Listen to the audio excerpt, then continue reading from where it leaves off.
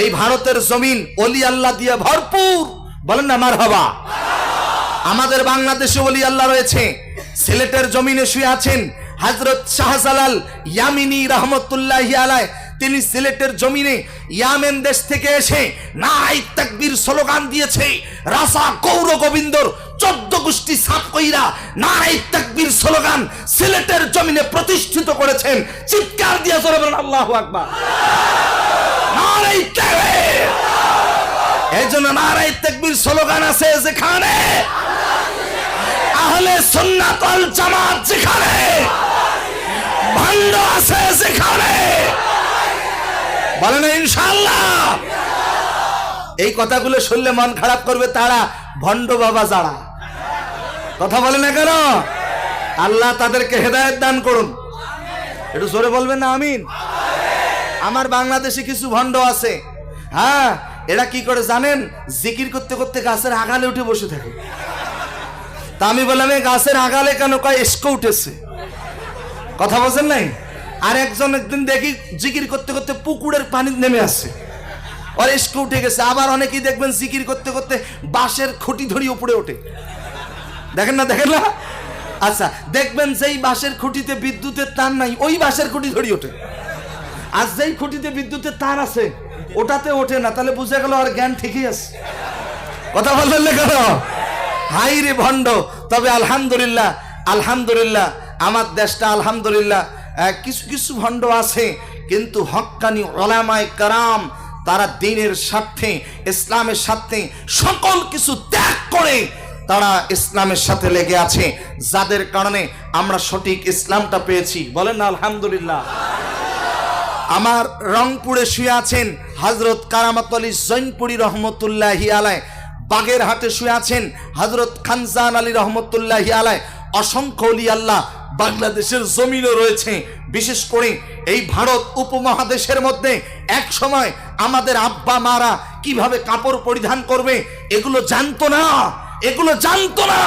এগুলো শিখিয়েছেন ওলি আল্লাহরা, এগুলো শিক্ষা দিয়েছেন ওলি আল্লাহরা, এগুলো শিখিয়েছেন মরহুম আফতাবুর রহমান রহমতুল্লাহি আলাইহি। ঠিক কিনা বলেন? এগুলো তাদের কাছ থেকে আমরা শিখেছি। আমার প্রিয় ভাইরা, এই জন্য ওলি আল্লাহর যারা বিরোধিতা করে আমি তাদেরকে মোটেও সহ্য করতে পারি না। কারণ ওলি আল্লাহ, আল্লাহ প্রদত্ত, তাদেরকে আল্লাহ তাআলা জ্ঞান দেন। নবীজি যতদিন পৃথিবীতে ছিল ততদিন পর্যন্ত ওহীর দরজা খোলা ছিল। নবীজি নাই, কিন্তু ইলহামের দরজা কিয়ামত পর্যন্ত জারি থাকবে। যারা আল্লাহর ওলি হয়, যারা বুজুর্গ হয়, তারা তো আল্লাহর কাছ থেকে কিছু আদায় করে নিতে পারে। নারায়ে তাকবীর, নারায়ে রিসালাত। চলবে আলোচনা, চলবে, চলবে। কতক্ষণ পর্যন্ত চলবে? কতক্ষণ? সারা রাত? ফজর? উঠবেন না তো কেউ? কারা কারা ফজর পর্যন্ত হাত তুলে দেখা দেন? নারায়ে তাকবীর, নারায়ে রিসালাত। আমি কিন্তু হাত তুলিনি, আমি কিন্তু ফজর পর্যন্ত থাকবো এই কথা বলিনি, এই জন্য হাতও তুলি নেই। আপনারা হাত তুলছেন, আপনারা থাকেন, আমার কোনো আপত্তি নেই। সবাই বলেন না আলহামদুলিল্লাহ। তবে হ্যাঁ, ফজরের নামাজ পড়ে মোনাজাত করব, এরপরে আরো আলোচনা হবে, তাই না? পীর সাহেব হুজুর আসবেন, তারপরে আমরা বিদায় নেব। বলেন ইনশাআল্লাহ। আরেকটু জোরে বলেন। ফজরের নামাজ এখানে পড়বো তো? কারা কারা পড়বো না হাত তুলে দেখান। চাচা বোঝে নেই, হাত নামা। চাচা তালে হাত উঠেছে, মানে জোশে হাত উঠেছে। চাচা জোশ উঠে গেছে। কথা বোঝেন নাই? বুঝে শুনে হাত তুলবেন। বলেন না ইনশাআল্লাহ। আরেকটু জোরে বলেন। 5 ওয়াক্ত নামাজ পড়বো তো? 1 ওয়াক্ত না 5 ওয়াক্ত? সপ্তাহে 1 দিন না 7 দিন? বলেন না ইনশাআল্লাহ। আল্লাহ তুমি আমাদেরকে 5 ওয়াক্ত নামাজ পড়ার তৌফিক দান করো। জোরে বলেন আল্লাহুম্মা আমিন। সম্মানিত ভাইরা আমার, তাহলে বলেন আমাদের মডেল, আমাদের আদর্শ বিশ্বনবী জনাবে মুহাম্মদুর রাসূলুল্লাহ আল্লাহ নবী সাল্লাল্লাহু আলাইহি ওয়াসাল্লাম। তিনি খাদেমের সাথে উত্তম আচরণ করেছেন, নবীজি সাহাবীদের সাথে উত্তম আচরণ করেছেন, নবীজি তার স্ত্রীদের সাথে উত্তম আচরণ করেছেন। আল্লাহর নবী সাল্লাল্লাহু আলাইহি সাল্লাম তিনি মুরব্বীদের সাথে উত্তম আচরণ করেছেন, নবীজি ইয়াতিমের সাথে উত্তম আচরণ করেছেন। আল্লাহর নবী সাল্লাল্লাহু আলাইহি সাল্লাম তিনি ইয়াতিমদের সাথে উত্তম আচরণ করেছেন। আমার দিকে তাকান, একটু মনোযোগ দিয়ে শুনতে হবে। নবীজির একজন খাদেম ছিল, 8 বছর বয়স, নাম হলো হযরত আনাস রাদিয়াল্লাহু তাআলা আনহু। 8 বছরের বালক হযরত আনাসের মা নবীজির কাছে এসে বলতেছে, ইয়া রাসূলুল্লাহ, আমার আনাসকে আজকে থেকে আপনার খাদেম বানায়া দিলাম। নবীজি বলেন, ও আনাসের মা, এত ছোট্ট বাচ্চা আমার কি খাদেমের দায়িত্ব পালন করবে? আপনি আপনার সন্তানকে নিয়ে যান। হযরত আনাসের মা কেঁদে কেঁদে বলেন, ইয়া রাসূলুল্লাহ, ইয়া হাবিবাল্লাহ, আমি বড় আশা নিয়ে আসছি আমার সন্তানকে আপনার খাদেম বানায়া দিব। আমার সন্তান বড় বড় কাজ করতে পারবে না, অন্ততপক্ষে অজুর পানি এনে দিতে পারবে, মেসওয়াক এনে দিতে পারবে, আপনার জুব্বা পাঞ্জাবি এনে দিতে পারবে। হযরত আনাসের মায়ের কথা শুনে নবীজি খুশি হয়ে গেলেন। নবীজি ডাক দিয়া বলেন, ও আনাসের মা, তুমি তোমার সন্তানকে রেখে যাও, আজকের থেকে তোমার সন্তানকে আমি আমার খাদেম হিসাবে নিযুক্ত করলাম।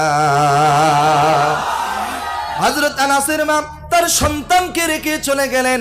আল্লাহর নবী শাম দেশের জুব্বাকে পছন্দ করতেন। আমার দিকে তাকান, আল্লাহর নবী হযরত আনাসকে ডাক দিয়া বলেন, আনাস, তুমি আমার শাম দেশের জুব্বাটা নিয়ে আসো। জুব্বা আনতে গেছে। মদিনার মাঠের মধ্যে ছোট ছোট বাচ্চাদের খেলার দৃশ্য দেখতে গিয়া হযরত আনাস জুব্বা আনতে ভুলে গিয়েছে। নবীজি অনেকক্ষণ অপেক্ষা, হযরত আনাস আসতেছে না। নবীজি কিছুক্ষণ পর ঘর থেকে বের হয়ে দেখে হযরত আনাস মদিনার মাঠের মধ্যে ছোট ছোট বাচ্চাদের খেলার দৃশ্য দেখতেছে। নবীজি হযরত আনাসের দিকে তাকায় একটা মুস্কি হেসে দিলেন। মুস্কি হাসার সাথে সাথে হযরত আনাসের মনে পড়ে গেল, আহারে, নবীজি আমাকে জুব্বা আনতে বলেছে। দেরি করে নাই, সঙ্গে সঙ্গে জুব্বা এনে নবীজির হাতে দিয়েছে। হযরত আনাস বলেন, আমি পরবর্তীতে নবীজির 10 বছর খেদমত করার সুযোগ পেয়েছি, কিন্তু নবীজি ওই দিন আমাকে মুস্কি হাসি দিয়া যে শাসনটা করেছিল, এই মুস্কি হাসির শাসন আমাকে আগামী 10 বছর মনে রেখেছে। নবীজি খাদেমের সাথে উত্তম আচরণ করেছেন, আল্লাহর নবী সাহাবীদের সাথে উত্তম আচরণ করেছেন। নবীজি সাহাবীদেরকে নিয়ে একসাথে খেজুর খায়। আমার দিকে তাকান, আল্লাহর নবীর পাশে বসেছে নবীজির জামাতা, নাম হলো হযরত আলী রাদিয়াল্লাহু তাআলা আনহু। নবীজি খেজুর খায়, আর খেজুরের আটিগুলো, খেজুরের বিচিগুলো নবীজি সামনে না রেখে হযরত আলীর সামনে রাখে। অন্যান্য সাহাবীরা খেজুর খায়, আটিগুলো সামনে রাখে। আল্লাহর নবী খেজুর খায়, আটিগুলো হযরত আলীর সামনে রাখে।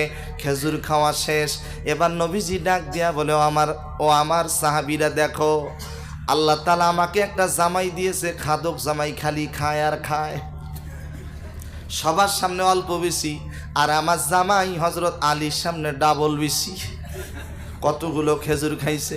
হযরত আলী ডাক দিয়া বলে, ওগো আল্লাহর নবী, আমি এতক্ষণ থেকে খেজুর খেয়েছি, বিচিগুলো, আটিগুলো সামনে রেখেছি, আপনি তো আমার থেকেও বড় খাদক, এতক্ষণ থেকে খেজুর খেয়েছেন, একটা আটি বিচি আপনার সামনে নেই, আপনি আটি সহ খাইছেন। বলেন আল্লাহু আকবার। কত সুন্দর রসিকতা। নবীজি সাহাবীদের সাথে উত্তম আচরণ করেছেন, নবীজি স্ত্রীদের সাথে উত্তম আচরণ করেছেন। আমার দিকে তাকান, নবীজির 11 জন স্ত্রী ছিল, 2 জন দাসী ছিল। নবীজির স্ত্রীদের মাঝে একদিন ঝগড়া লেগেছে। জোরে বলেন তো কি লেগেছে? ঝগড়া লেগেছে। কি নিয়ে ঝগড়া সেটাও শোনার দরকার। ভালোবাসা নিয়া। আম্মা জান আয়েশা বলেন, নবীজি আমাকে বেশি ভালোবাসেন। হাফসা বলেন, না না, নবীজি আমাকে বেশি ভালোবাসে। ভালোবাসা নিয়ে ঝগড়া শুরু হয়ে গিয়েছে। ঠিক ওই মুহূর্তে নবীজি ঘরের মধ্যে প্রবেশ করেছে। নবীজিকে ডাক দিয়া বলে, ইয়া রাসূলুল্লাহ, ইয়া হাবিবাল্লাহ, আপনি আপনার কোন স্ত্রীকে বেশি ভালোবাসেন, এই মুহূর্তে ফয়সালা দেন। নবীজি একটু হিকমত অবলম্বন করলেন। উদউ ইলা সাবিলি রব্বিকা বিল হিকমা। নবীজি হিকমত অবলম্বন করে বলে, শোনো, আমি আমার কোন স্ত্রীকে বেশি ভালোবাসি এই ফয়সালা আমি এখন দেব না, আগামীকাল সকালবেলা দেব। রাত যখন গভীর হয়ে গেল, আল্লাহর নবী সেখান থেকে চলে গেল। রাত গভীর হয়ে গেল, নবীজি একটা খেজুরের ব্যাগ, খেজুরের পোটলা হাতের মধ্যে নিলেন। খেজুরের ব্যাগ হাতের মধ্যে নিয়ে প্রত্যেকটা স্ত্রীর ঘরে গেলেন। আম্মাজান আয়েশাকে ডেকে বলেন, আয়েশা দরজাটা খুলে দাও। দরজা খুলে দিল। আম্মাজান আয়েশার হাতে 2টা খেজুর দিল। বলল, আয়েশা রে, ও আয়েশা, আমি তোমাকে 2টা খেজুর দিলাম, ওয়াদা দাও এই কথা কিন্তু কাউকে বলা যাবে না, এটা কিন্তু আমানত রাখতে হবে। বলে ঠিক আছে। এইভাবে নবীজি অন্য স্ত্রীর ঘরে চলে গেল, তার হাতেও 2টা খেজুর দিল, ওয়াদা নিল কেউ যেন কাউকে না বলে। আল্লাহর নবী এইভাবে প্রত্যেকটা স্ত্রীর ঘরে গিয়া 2টা করে খেজুর দিলেন। পরদিন সকাল হয়ে গেল, নবীজির স্ত্রীগণ উপস্থিত, সবার মনে টেনশন, নবীজি এবার আসবে। নবীজি বলছে সকালবেলা অ্যান্সার দেবে, না জানি নবীজি কার কথা বলে, খাদিজার কথা বলে না আয়েশার কথা বলে। সব স্ত্রীগুলো টেনশন করতেছে। প্রশ্ন করা হলো, ইয়া রাসূলুল্লাহ, আপনি তো সকালবেলা অ্যান্সার দিতে চেয়েছেন, বলেন আপনি আপনার কোন স্ত্রীকে বেশি ভালোবাসেন? নবীজি ডাক দিয়া বলেন, ও আমার স্ত্রীগণ শোনো, গতকাল রাত্রে আমি যার ঘরে গিয়া 2টা খেজুর দিয়েছি তাকে আমি সব থেকে বেশি ভালোবাসি। এই কথা শোনার সাথে সাথে সবাই মাথা নিচু করে মুস্কি মুস্কি হাসে, কারো কথা কাউকে বলে না। সুবহানাল্লাহ বলবেন না? আরেকটু জোরে বলে, কারো কথা কাউকে, কেউ কারো কথা কাউকে বলে না, কারণ সবাই মুস্কি মুস্কি হাসে। নবীজি আমাকে 2টা খেজুর দিছে, নবীজি আমাকে বেশি ভালোবাসে। এও মনে মনে হাসে, আমাকে নবীজি 2টা খেজুর দিছে, আমারে ভালোবাসে। কিন্তু নবীজি তো ওয়াদা নিয়েছে কারো কথা কাউকে বলা যাবে না। সবাই খুশি হয়ে গেল। নবীজি স্ত্রীদের সাথে উত্তম আচরণ করেছেন। চিৎকার দিয়া জোরে কন্যা সুবহানাল্লাহ। আরেকটু জোরে বলেন আল্লাহু আকবার। আম্মাজান আয়েশা সিদ্দিকা রাদিয়াল্লাহু তাআলা আনহা বলেন, আমি নবীজির সাথে 10 বছর সংসার করেছি। জবান খুলে বলেন কয় বছর? 10 বছর সংসার করেছি। 10 বছরের মাথায় একটা বারের জন্য আমি আমার নবীকে আগে সালাম দিতে পারি নাই। একটু জোরে বলবেন না সুবহানাল্লাহ। অর্থাৎ নবীজি স্ত্রীদেরকে সালাম দিয়েছে। রসুলের আদর্শ যদি আপনার অন্তরে থেকে থাকে, আপনি আপনার বিবেককে প্রশ্ন করেন, আপনি আপনার স্ত্রীকে কয়দিন সালাম দিয়েছেন? স্ত্রীকে, সন্তানদেরকে যাকেই পাবেন আগে সালাম দেবেন। রসুল বলেছেন আসসালামু কবলাল কালাম, আগে সালাম তারপরে কালাম। সালাম মানে শান্তি, কালাম মানে কথাবার্তা। আগে সালাম দিতে হবে, তারপরে কথাবার্তা বলতে হবে। কিন্তু অত্যন্ত দুঃখজনক হলেও সত্য কথা, এখনকার সালামটাও হয়ে গেছে স্টাইল, সুন্দর করে সালাম দেয় না, বলে আসসালামু আলাইকুম। আছে না? আছে না? এইভাবে সালাম দেওয়া যাবে না। একটু সবাই শুদ্ধভাবে বলেন আসসালামু আলাইকুম ওয়া রাহমাতুল্লাহি ওয়া বারাকাতুহু। জবান খুলে বলেন তো, সুন্দর করে সালাম দেওয়ার দরকার আছে না নাই? আরো জোরে বলেন। কোন স্বামী যদি বাড়িতে গিয়ে স্ত্রীকে সালাম দেয়, আর ডান হাতটা টেনে যদি মুসাফা করে, ইয়াগফিরুল্লাহু লানা ওয়া লাকুম, আল্লাহর নবী বলেন ওই স্বামী স্ত্রীর সগীরা গুনাহগুলো আল্লাহ তাআলা মাফ করে দেন। আর একটু জোরে বলেন। কার হাত ধরতে হবে? স্ত্রীর হাত ধরতে হবে। ভুল করি ফির অন্য কারো হাত ধরিয়েন না। হ্যাঁ, স্ত্রীর সাথে হাসি মশকরা করলেও সওয়াব, স্ত্রীর সাথে সময় কাটালে সওয়াব, স্ত্রীর সাথে গল্প করলে সওয়াব, স্ত্রীর সাথে একটু মজা করবেন সওয়াব। সুবহানাল্লাহ বলেন। আর একটু জোরে বলেন। আর আমার বাংলাদেশে একটু ভিন্ন, স্ত্রীর থেকে বেশি মহব্বত করে শালিকে। শালি বোঝেন তো? এই এলাকায় শালি বলে না কি বলে? হ্যাঁ, ভুল করে শালির সাথে আবার মোসাফা করিয়েন না। আবার কয় শালির সাথে ইয়ারকি করবো না, কার সাথে করবো না, শালির সাথে ইয়ারকি করা যাবে না। স্ত্রীর সাথে ইয়ারকি করেন, মজা করেন, কিন্তু স্ত্রীর সাথে আপনি গল্প করবেন তাও সওয়াব। বলেন না সুবহানাল্লাহ। স্ত্রীর দিকে তাকালেও সওয়াব। স্ত্রী যদি আপনার দিকে তাকায়, শোনেন মা বোনেরা যারা আমার কথা শুনতেছেন, একটু মনোযোগ দিয়ে শোনেন। কোনো স্ত্রী যদি, স্বামী যখন বাহিরের থেকে বাসায় আসে, আর আসার পরে ওই স্ত্রী যদি স্বামীকে খুশি করার জন্য সালাম দেয় এবং মুস্কি হাসে, স্ত্রী যদি দুইটা দাঁত বের হয় আর এই দুইটা দাঁত দেখে যদি স্বামীও সঙ্গে সঙ্গে হেসে ফেলে, আল্লাহ নবী বলেন ওই স্ত্রীর আমল নামে আল্লাহ পাক দুইটা কবুল হওয়া হজের সওয়াব দিয়ে দেন। আরেকটু জোরে বলে।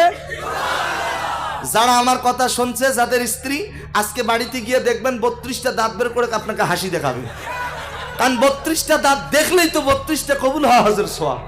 বলেন না সুবহানাল্লাহ। আরেকটু জোরে বলেন আল্লাহু আকবার। সম্মানিত ভাইরা, আপনাদের কষ্ট হচ্ছে নাকি? আচ্ছা বলেন আলহামদুলিল্লাহ। তাহলে আমার দিকে তাকান, এই যে দেখেন রসুল হচ্ছে আমাদের আদর্শ, রসুল হচ্ছে আমাদের মডেল।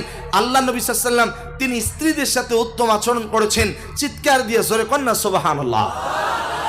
আমার প্রিয় ভাইয়েরা খুব মনোযোগ। আল্লাহ নবী সাল্লাল্লাহু আলাইহি সাল্লাম তিনি ইয়াতিমদের সাথে উত্তম আচরণ করেছেন। নবীজি তিনিও ছিলেন একজন ইয়াতিম নবী। জন্মের পূর্বে তার বাবাকে হারিয়েছে, জন্মের কিছুদিন পরেই তার গর্ভধারিণী মাকে হারিয়েছে।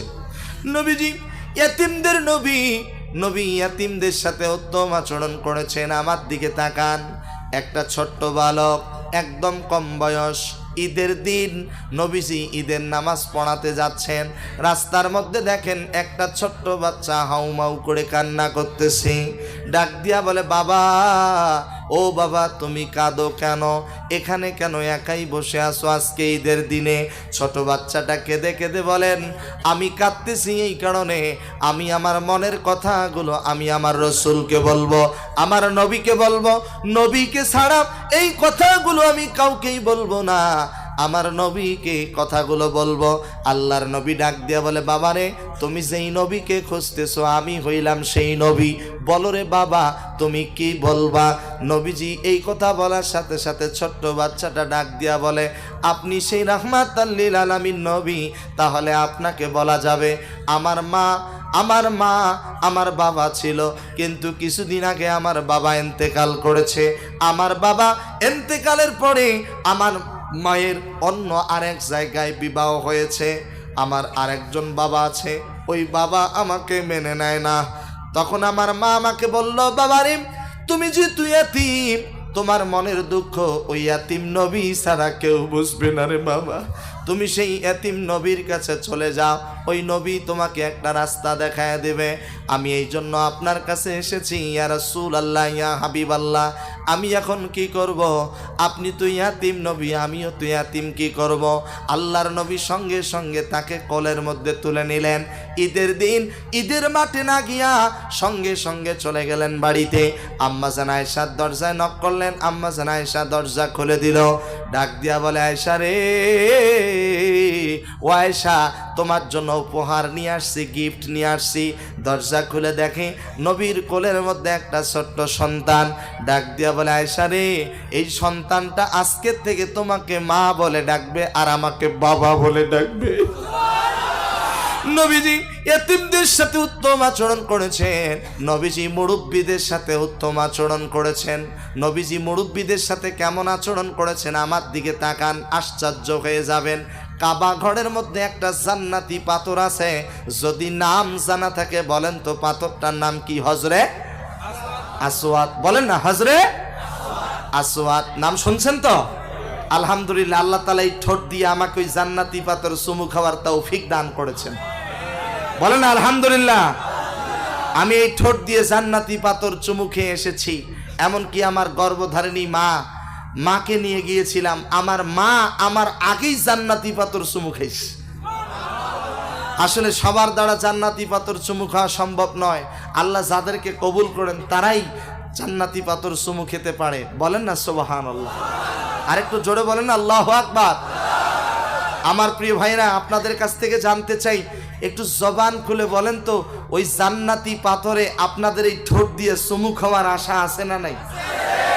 এত আসতে বললেন, জোরে বলেন আছে না নাই? আল্লাহ তুমি কবুল করো। একটু জোরে বলবেন না আল্লাহুম্মা আমিন। শোনেন, এই দেখেন, তিনটা জিনিসের দিকে যত তাকাবেন আল্লাহ আপনার আমার জীবনের গুনাহ মাফ করে দিবেন। আরেকটু জোরে বলেন। এই দেখেন, এক নাম্বার, আপনি কোরআন পড়তে পারেন না, কিন্তু বাড়িতে গিয়ে অজু করে কোরআনটা বের করে কোরআন এরকম করে দেখবেন আয়াতগুলো অক্ষরগুলো আয়াতগুলোর দিকে যত তাকাবেন আল্লাহ তত জীবনের গুনাহ মাফ করে দেবেন। দেখেন নাম্বার 2, খুব মনোযোগ। আপনার মা বেঁচে আছে, আপনার বাবা বেঁচে আছে, আপনি আপনার মা বাবাকে সালাম দিয়া আপনি আপনার মা বাবার দিকে নেক নজরে তাকায় থাকবেন। একবার নেক নজরে তাকাবেন, আল্লাহর নবী বলেন একটা কবুল হওয়া হজের সব আল্লাহ পাক তার আমলনামায় দিয়ে দেবেন। একজন সাহাবী প্রশ্ন করলেন, ইয়া রাসূলুল্লাহ, কেউ যদি তার আব্বা আম্মার দিকে 100 বার নেক নজরে তাকায়, আল্লাহর নবী বলেন 100 কবুল হওয়া হজের সব আল্লাহ পাক তার আমলনামায় দিয়ে দেবেন। আরেকটু জোরে বলবেন না সুবহানাল্লাহ। এই জন্য 2 হাত জোর করে অনুরোধ করে বলি, আজকের মাহফিলে আল্লাহর ফেরেশতারা ভিডিও করে নিচ্ছে, এই গভীর রাত্রে বসে আছেন, কার কার মা মারা গিয়েছে একটু ডান হাতগুলো তুলে আল্লাহর ফেরেশতাদেরকে দেখায় দেন দেখি, কার কার মা মারা গিয়েছে। এই ওলির মাজার এখানে রয়েছে, বুজুর্গনের দিন এখানে রয়েছে। আমি দোয়া করি আল্লাহ তাআলা যাদের মা কবরে গেছে আজকের এই মাহফিলের উসিলায় মায়ের কবরের আযাব মাফ করে দিন। একটু জোরে বলেন না আল্লাহুম্মা আমিন। হাত নামান। যাদের বাবা কবরে গেছে তারা হাত তোলেন। আমার বাবা নেই, আমি হাত তুলেছি। আয় আল্লাহ, আমাদের বাবা যাদের কবরে চলে গেছে আজকের এই অলির মাজার মাহফিলে এসেছি, আল্লাহ আমাদের বাবার কবরের আযাব তুমি মাফ করে দাও। আমাদের বাবার কবরগুলিকে তুমি জান্নাতের বাগান হিসেবে কবুল করো। জোরে বলেন আল্লাহুম্মা আমিন। জি, হাত নামান, জবান খুলে বলেন তো আব্বা আম্মার জন্য দোয়া করার দরকার আছে না নাই? আছে। এই দেখেন নাম্বার 3, যে জিনিসের দিকে তাকালেই সওয়াব। নাম্বার 3, যারা কাবা ঘর গিয়েছেন, হজে গিয়েছেন, কাবা ঘর গিলাফের দিকে যত তাকাবেন আল্লাহ ততই জীবনের গুনাহ মাফ করে দেবেন। আরেকটু জোরে বলেন। আর কাবা ঘরের গিলাফের মধ্যে একটা দোয়া সব থেকে বেশি লেখা আছে, যারা গিয়েছেন দেখেছেন। সেই দোয়াটা কি জানেন? খুব মনোযোগ।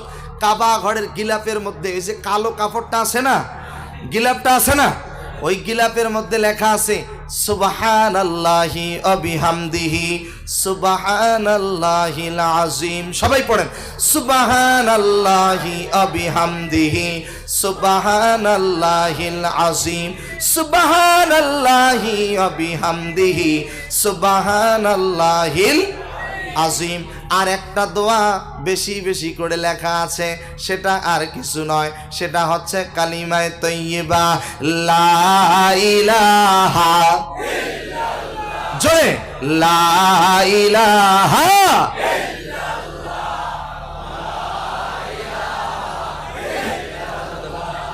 একটু পড়ে জোরে লা ইলাহা, জোরে লা ইলাহা সুবহানাল্লাহ আলহামদুলিল্লাহ লা ইলাহা, জোরে লা ইলাহা সুবহানাল্লাহ আলহামদুলিল্লাহ লা ইলাহা ইল্লাল্লাহ। তুমি বাঁচাও, তুমি মারো, অবিরত ক্ষমা করো, ধরার যে জন তাকেই ধরো, তোমার মুঠোয় সবই আল্লাহ সুবহানাল্লাহ আলহামদুলিল্লাহ লা ইলাহা ইল্লাল্লাহ। তোমার রিজিক খেয়ে পড়ে অবাধ্য হই কেমন করে, খুঁজে না পাই কোনো ভাষা, বলেন খুঁজে না পাই কোনো ভাষা, শুকুর গুজার করার আল্লাহ সুবহানাল্লাহ আলহামদুলিল্লাহ লা ইলাহা ইল্লাল্লাহ। তোমার দয়ায় মোদের ধরা সারা জাহান তোমার গড়া, বলেন সারা জাহান কার গড়া? তোমার দয়ায় মোদের ধরা সারা জাহান তোমার গড়া, তোমারই পথে আমারই জীবন। দুইটা হাত তোলেন আর আমার সাথে জবান ছেড়ে দিয়ে আল্লাহকে বলেন, তোমারই পথে আমারই জীবন। জয়, তোমারই পথে আমারই জীবন, কবুল করো ও গো আল্লাহ, কবুল করো ও গো আল্লাহ, কবুল করো ও গো আল্লাহ। সুবহানাল্লাহ আলহামদুলিল্লাহ লা ইলাহা ইল্লাল্লাহ, সুবহানাল্লাহ আলহামদুলিল্লাহ লা ইলাহা। তোমারই পথে আমাদের জীবন, জোরে, তোমারই পথে আমারই জীবন, কবুল করো ও গো আল্লাহ। সুবহানাল্লাহ আলহামদুলিল্লাহ লা ইলাহা মুহাম্মাদুর রাসূলুল্লাহ। সকলে বলুন সাল্লাল্লাহু আলাইহি ওয়াসাল্লাম। সম্মানিত ভাইরা আমার, তাহলে বলেন ওই যে কাবার গিলাপের মধ্যে সব থেকে বেশি লেখা আছে কালিমায়ে তয়্যিবা এবং একটি দোয়া, সুবহানাল্লাহি ওয়া বিহামদিহি সুবহানাল্লাহিল আযীম। একটু চিৎকার দিয়ে জোরে বলবেন না আল্লাহু আকবার, আর একটু জোরে বলেন আল্লাহু আকবার। তাই আসুন আমরা রসুলের মহব্বতে প্রেমে মাতোয়ারা হয়ে আমি আরেকটি আয়াতে কারিমা তেলাওয়াত করেছি, সূরা আল ইমরান আয়াত নাম্বার 31। যারা পারেন আমার সাথে পড়েন, বিসমিল্লাহির রাহমানির রাহিম। কুল ইন কুনতুম তুহিব্বুনাল্লাহ ফাত্তাবিউনি ইউহিব্বুকুমুল্লাহ ওয়া ইয়াগফির লাকুম যুনুবাকুম আল্লাহু গফুরুর রাহিম। আপনারা ভুলে গেছেন মনে হয়, একটু জোরে বলেন আল্লাহু আকবার। আমি কি শেষ করব? দুর্বল হলেন কেন? শেষ করব? আলোচনা চলবে? তাহলে একটু জোরে বলেন তো, চলবে চলবে। এত আস্তে, আরে হাতগুলো ঝাঁকি দিয়ে জোরে, চলবে চলবে। আমি কি বলি বলি, আপনারা শুধু বলবেন চলবে চলবে। পারবে না ইনশাল্লাহ? জি, চলবে চলবে। আজকের মাহফিল, তাফসীর মাহফিল, ওরস মাহফিল, বাগাডোরির মাহফিল, আসামের মাহফিল, এই ভারতের মাহফিল, সূর্য যত দিন উঠবে বাগাডোরির মাহফিল, বাগাডোরির মাহফিল। বলেন ইনশাআল্লাহ, মাশাআল্লাহ, বলেন আলহামদুলিল্লাহ। এত রাত পর্যন্ত দেখছেন, তাদের জোশ কি? বলেন আলহামদুলিল্লাহ। কষ্ট হচ্ছে নাকি? বলেন আল্লাহু আকবার। একটু আকাশ বাতাস মুখরিত করে জবান ছেড়ে দিয়ে একটা নারা দিয়ে দেন, নারায়ে তাকবীর, নারায়ে রিসালাত, নারায়ে রিসালাত। দেখছেন যুবকদের কি প্রেম ভালোবাসা।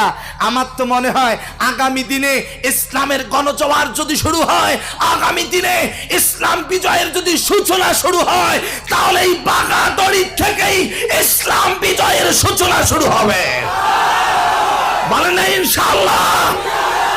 আল্লাহ তুমি কবুল করো, জোরে বলেন আল্লাহুম্মা আমিন। জি আলহামদুলিল্লাহ। এই যে মাঝে মাঝে দুই একজন ভাই কই ওঠে কই যায়, এই যে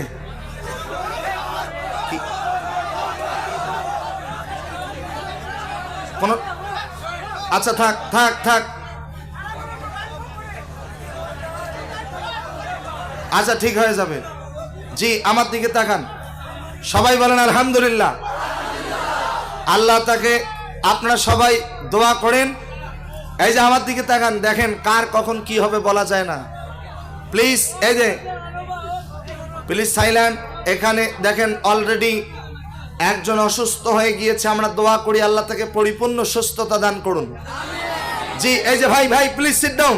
জি জি বসেন বসেন বসেন, ওখানে ঠিক হবে, ওখানে অনেক লোক আছে, সবাই বসেন, একজনও দাঁড়াবেন না, সবাই বসে যান।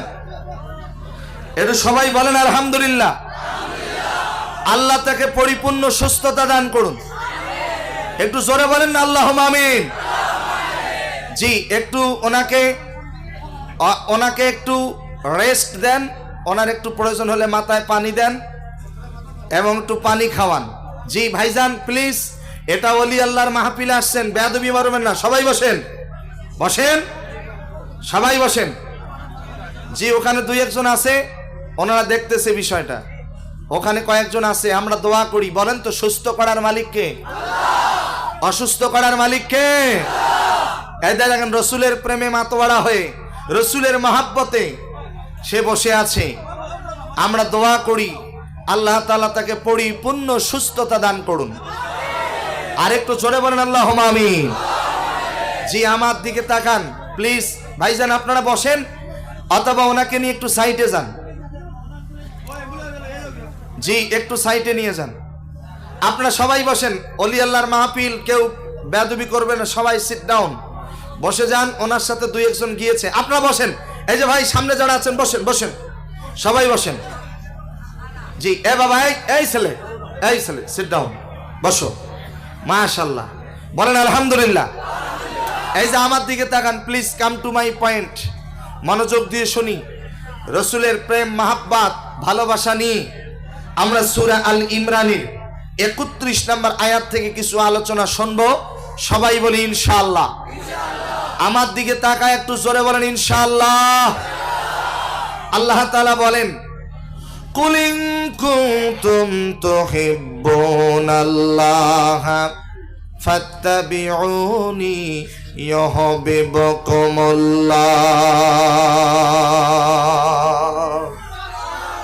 ওই যে পেছনে দুই একজন ভাই আবার দাঁড়ালেন। এ ভাই হ্যালো, ভাইজান দুই একজন গেছে ভালো কথা, আপনারা কেন উঠছেন ভাই?